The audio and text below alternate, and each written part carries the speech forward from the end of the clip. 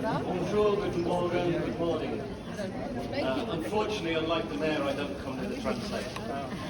So excuse me for just speaking in English.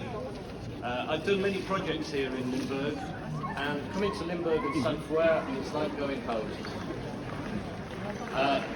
It allows us to remember friendship, and it allows us to remember that our individuality is what allows us to come together and to become friends.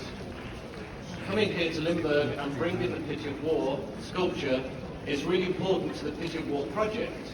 It's an international project which has seen 12 such models as this presented around the world.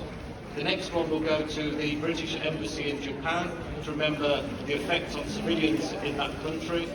We already have copies of this sculpture in America, in Paris, in the British Embassy there. There are 5 in the United Kingdom, and there is 1 in the United Arab Emirates.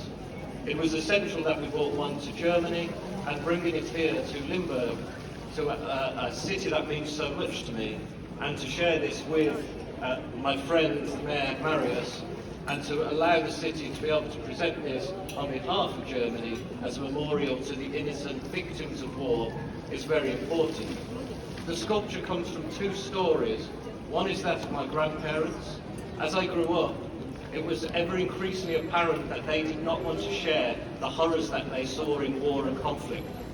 The sculpture in many respects represents our generations and the lack of conversation that was carried out to discuss this.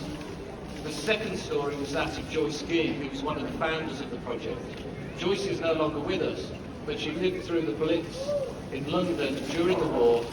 Until the age of 90, she still felt the effect of conflict and war on herself for that whole period of her life. War affects not only the soldiers, as the mayor has said, but it affects all of us. We stem back through centuries of conflict, and sadly conflict will continue into the future. This sculpture hopefully reminds us that friendship, our individuality, and our unity allows us to come together and end such conflict moving forward. Thank you very much.